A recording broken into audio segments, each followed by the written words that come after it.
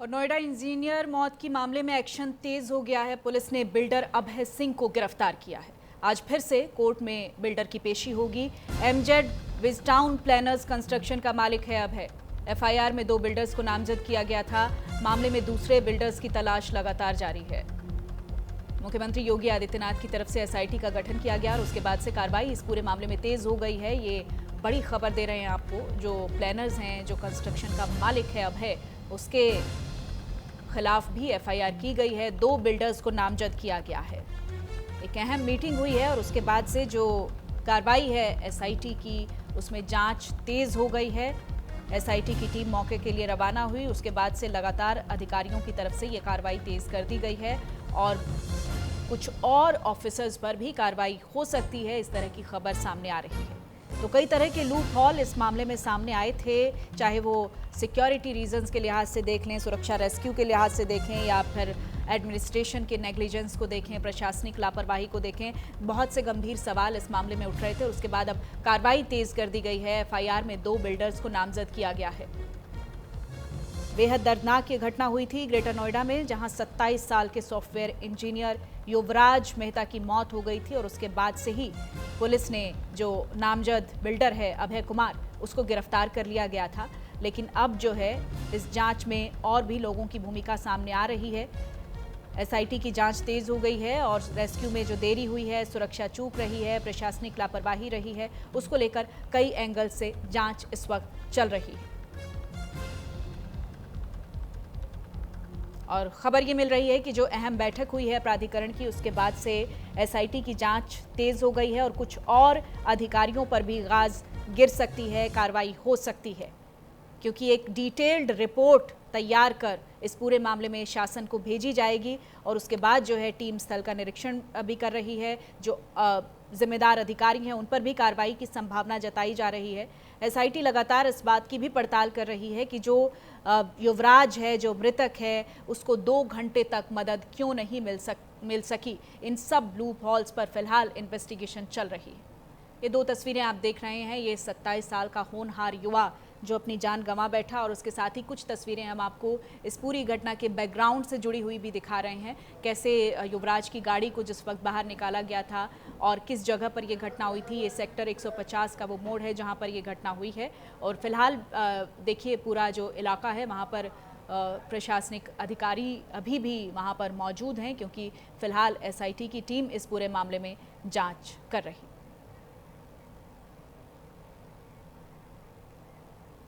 और इस पूरी घटना में जो चश्मदीद रहे हैं मोनिंदर, वो हमारे साथ जुड़ गए हैं। मोनिंदर, आपके साहस की हम दाद देते हैं। जिस तरह से आपने इस पूरी घटना में आपका जो इन्वॉल्वमेंट रहा है वो काबिले तारीफ है। लेकिन अब जो है ऐसा भी सामने आ रहा है कि आप अपनी बात से मुकरते हुए नज़र आ रहे हैं। पहले आपकी तरफ से बयान आया कि जो सुरक्षा के लिहाज से वहाँ पर लूप हॉल थे, लेकिन अब आपका कहना ये है कि वहाँ पर तमाम व्यवस्थाएं थी।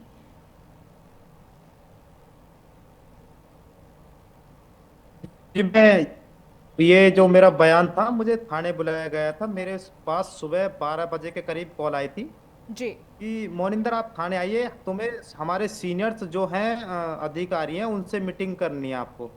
ठीक है। मैं बोला जी कि मैं अभी ये यहीं पर हूँ, घटना स्थल पे ही हूँ। आप अगर इधर आएंगे तो मैं आपसे बात कर लूंगा, क्या बात है ऐसी मुझे बताइए। नहीं, आपको 20 से 25 मिनट में थाने पे आना है और हर हालत में आना है। तो जी। मैं बहुत ज्यादा डरा सहमा सा मैं थाने तक पहुंच गया था। पहुंचने के बाद मुझे थाने में किसी भी सीनियर अधिकारी से मुलाकात नहीं कराई गई। थाने के पार्क है, उससे ले जाकर 100 मीटर भीतर पार्क में ले जाकर मुझसे बोला गया, अगर पुलिस से दुश्मनी बरतेगा तो तू भी यहीं है और हम भी यहीं हैं। मेरे बयान चेंज कर कर मुझसे बोला गया था कि वीडियो हम तेरी वायरल नहीं करेंगे, लेकिन हमारे सपोर्ट में हल्की सी एक वीडियो बना दे जो हम बच जाएं सब। वीडियो वायरल कर मेरी वीडियो इन्होंने बोले थे कि हम जो हमारे सीनियर अधिकारी हैं हम उनको दिखाएंगे और किसी को नहीं देंगे तेरी वीडियो, प्लीज एक वीडियो बना दे, हमारा इतना रिक्वेस्ट मान ले, ये और वो। मैं बोला सर ये तो बहुत ही बिल्कुल गलत हो रहा है, ये तो इंसानियत खत्म करने वाली चीज हो रही है, बिल्कुल सच्चाई को छुपाया जा रहा है। मोनिंदर तू टेंशन मत ले, हम तेरे मदद पे रहेंगे, वो रहेंगे। मगर सर देखो, मैं तो एक मिडिल क्लास बंदा हूँ, आप 4-5 लोग हैं, आप जैसे बोलेंगे मैं वैसे कर लूंगा, मुझे कोई दिक्कत नहीं है। लेकिन कल को अगर कोई चीज, अगर सच्चाई अगर मेरे खिलाफ अगर आप आए, तो मैं बिल्कुल सोशल मीडिया पे सबके सामने सच बता दूंगा, जो भी चीज है न्यूज के सामने। तो मोनिंदर, जैसे वो जो उन्होंने वीडियो ना आपके तो मेरी सामने किसी आई है, अधिकारी से मीटिंग करवाई, किसी हाँ, वो वीडियो आपके सामने आई है, वो आपसे प्रेशर में बनवाई गई है। कौन लोग वहां पर मौजूद थे? मैम प्रेशर इतना तकड़ा है, इतना तकड़ा प्रेशर है कि मेरी जान को भी खतरा है। मैं सच्ची बताऊं, मैं 5 दिन से सोया भी नहीं हूं। मेरा आप मेरी हालत देख सकते हैं, मेरी हालत कैसी है। मैं 24 घंटे में मात्र 3-3 घंटे सो रहा हूं। मेरी फैमिली बहुत ही ज्यादा टेंशन में, मेरे ऊपर बहुत ही ज्यादा हर तरीके से प्रेशर डाला हुआ है। ठीक है जी, मेरे ऊपर प्रेशर डाला गया था। मैंने कोई सच्चाई आज तक भी नहीं छुपाई है, मैंने आज भी सारी चीज सच्चाई बताई। उस दिन वो वीडियो सिर्फ जो बनी थी वो थाने पर बनी थी, उसके बाद और उससे पहले मैंने अभी तक भी सच ही बोला है। जो भी चीजें एक एक पॉइंट पर, एक एक पहलू पर, उसमें प्रशासन की 100% गलती है। वो बस मुझे दबाकर ये सोच रहे हैं कि हमारी किसी तरीके से कोई ऐसी चीज ना आ जाए जिससे कि हम आप पे कोई हमारी ड्यूटी चली जाए, कोई बात हो जाए, हम सस्पेंड हो जाए, ऐसी कोई बात। वो हम मुझे लेकर बस किसी भी तरीके से गायब करना चाहते हैं। लेकिन मैंने बोला था कि मैं सच बोलने से नहीं डरूंगा, चाहे तुम मुझे उठा के जेल में फेंक दो, मैं इसी चीज पे अड़ा हुआ हूँ। उस लड़के के साथ बहुत ही गलत हुआ है। उस लड़के ने 2 से ढाई घंटे अपने बचाने की गुहार लगाई थी, प्लीज मुझे बचा लो, प्लीज पापा मैं मरना नहीं चाहता, प्लीज इनसे बोल दो कि मुझे बचा ले पापा, मैं भी मरना नहीं चाहता। लास्ट टाइम ये शब्द थे उस लड़के के, और लोग कम से कम मौके पे मौजूद थे। 100 मोनिंदर, लोगों के कौन लोग बीच आप में पर प्रेशर उनमें डाल रहे थे? कौन लोग थे वहां पर जिस वक्त आपको थाने में बुलाया गया?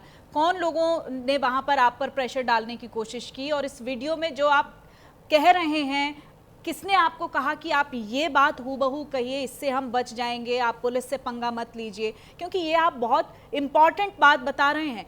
एक के बाद एक लूप हॉल इस मामले में सामने आए, और अब जो है चश्मदीद जब सच बोल रहे हैं, जो सच के साथ लोग खड़े हुए हैं, उनको भी दबाने की कोशिश की जा रही है। ये डबल क्राइम हो रहा है मोनिंदर।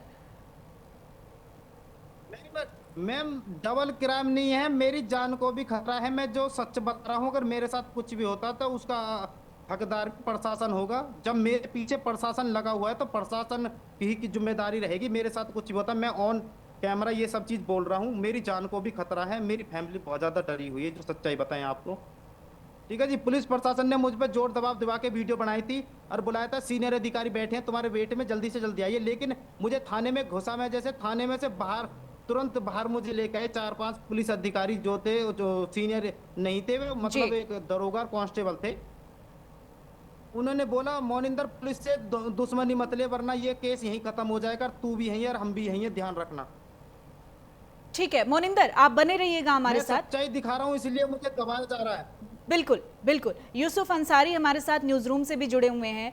यूसुफ जी, जिस तरीके से मोनिंदर बात कह रहे हैं, सच और साहस की जब बात आती है तो अक्सर उसे दबाया जाता है, और ये केस भी कहीं ना कहीं उसी दिशा में जाता हुआ दिखाई दे रहा है। एक चश्मदीद बाहर आकर सब सच्चाई उजागर करने की कोशिश करता है, और फिर प्रशासन उसको भी दबाने की कोशिश करता है।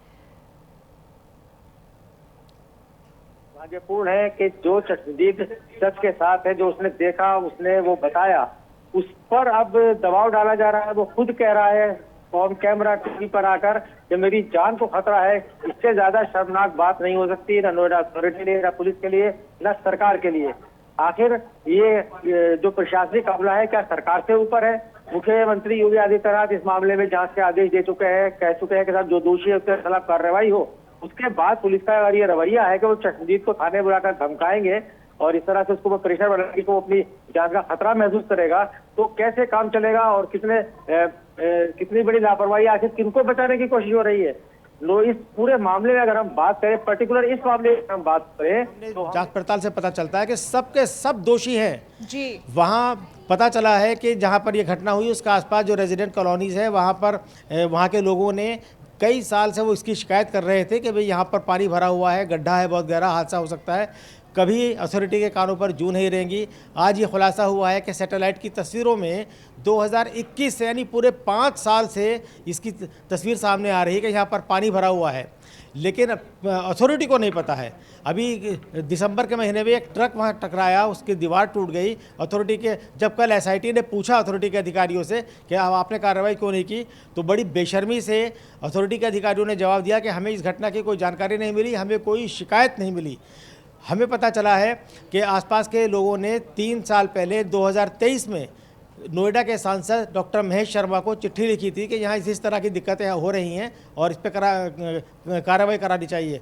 डॉक्टर महेश शर्मा ने अथॉरिटी को उनकी शिकायत रेफर की। 3 साल में अथॉरिटी ने कोई कार्रवाई नहीं की।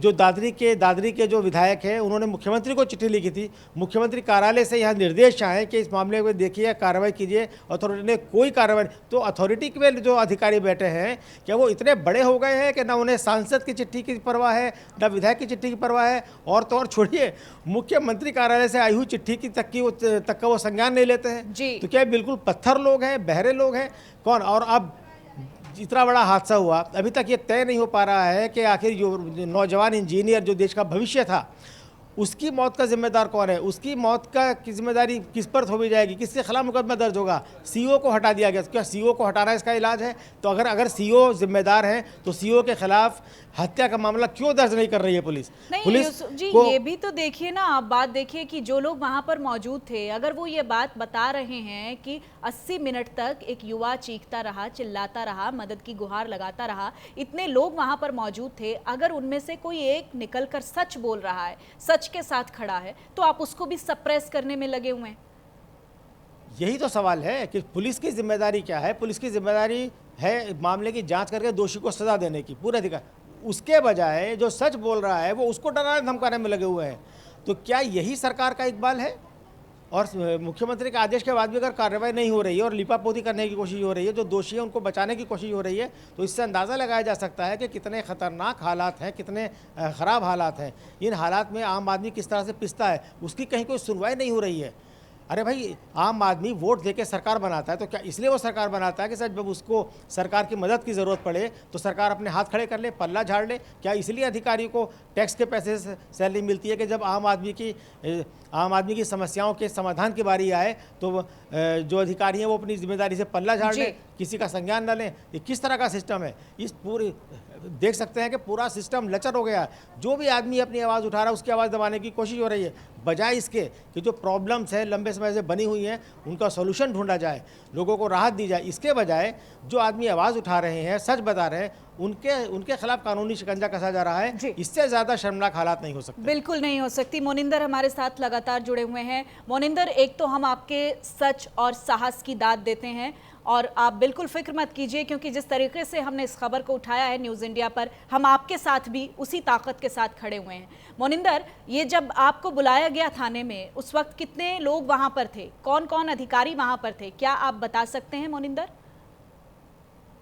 सर मैं मेरी किसी भी सीनियर अधिकारी से ना कोई मुलाकात क्या करवाएगी, मीटिंग कुछ भी नहीं। जबकि हालांकि मुझसे ये कहने में हमारे सीनियर अधिकारी आपका वेट कर रहे हैं, जल्दी है। मुझे वहां ले जाकर मैं थाने में ही मुझे सिपाही थे, दरोगा जो से थोड़ा नीचे होते हैं सिपाही, उन्होंने मुझे रोक लिया और बोले कि बाहर चलो, बाहर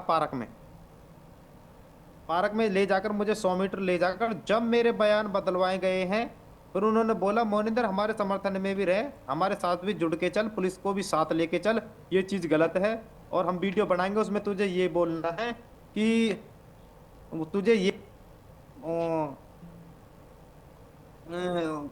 पुलिस वाले उस टाइम पूरे मशक्कत के साथ लगे हुए थे और पुलिस वाले भी पानी में घुसे हुए थे। कुछ देर बाद मैं आया, उसको रेस्क्यू कर लिया था, समय से सब चीज हो गई थी। मतलब ऐसे अपने फेवर में मुझ पे बयान दिवाए गए और थे। आप उस वक्त डर गए, घबरा गए, आपने वही बात बोल दी। मेरे 4-5 पुलिसकर्मी मेरे चारों ओर खड़े थे। अब मैं बताऊं क्या नहीं करता, मैं तो एक मिडिल क्लास बच्चा हूं, मैं क्या करूंगा? मैं एक डिलीवरी बॉय हूं, मैं अपना 200-400 रुपए अपना कमाता हूं, उसमें गुजारा करता हूं। मैं प्रशासन से लड़ाई नहीं ले सकता। बिल्कुल। लेकिन जब प्रशासन मैंने देखा कि एक सच्चाई को छुपाना चाह रहा है, बिल्कुल उस बच्चे की मौत उस लड़के के घर में कोई भी नहीं बचा है, उसका इकलौता पिता बचा है, उसकी माता भी 1 साल पहले खत्म हो चुकी हैं, उनका एकलौता बेटा था वो भी खत्म हो गया। लेकिन पुलिस वालों को उसका मरने का दुख नहीं था, पुलिस वालों को दुख है कि हमारी काले करतूत सबके सामने वो ये उजागर लड़का ना खड़ा हो है, इसलिए जाए। मुझे फंसाया जा रहा है। मोनिंदर, बहुत बहुत जी। शुक्रिया अब और मेरी अगेन मैं सलाम करती हूँ आपकी इस हिम्मत को। और न्यूज़ रूम से हमारे साथ यूसुफ जी भी जुड़े हुए थे, आपका भी बहुत बहुत शुक्रिया। तो जो चश्मदीद है मोनिंदर, उसने न्यूज़ इंडिया पर ये बड़ा खुलासा किया है कि मुझे डराने की कोशिश हुई है, मेरी जान को ख़तरा है, मेरे परिवार को ख़तरा है, पुलिस सच छुपाने के लिए दबाव बना रही है। तो देखिए ना सिस्टम कैसे काम करता है। पहले आप चोरी करेंगे, फिर आप सीना जोरी भी करेंगे। पहले आप इस तरीके से किसी एक इनोसेंट आदमी को सिस्टम के हत्थे चढ़ा देंगे और उसके बाद जो लोग सच और साहस के साथ खड़े हैं आप उनको भी दबाने की कोशिश करेंगे। और ये एक आम आदमी के लिहाज से समझा जा सकता है कि जब 4 पुलिस वाले आपको घेर कर खड़े हों और वो आपको बयान बदलवाने की बात कहें तो आप एक बार अपने परिवार की तरफ भी देखेंगे, अपनी सुरक्षा पर भी देखेंगे, आप एक प्रेशर में भी आएंगे और उसके बाद आपसे जो कहलवाने की कोशिश की जाएगी आप आखिरकार वो कह जाएंगे और फिर कहीं ना कहीं लगेगा कि हाँ पुलिस सही थी और जो आम आदमी की सोच थी, जो इस पूरी घटना में लूप होल्स थे, उसमें ही कहीं ना कहीं गड़बड़ थी।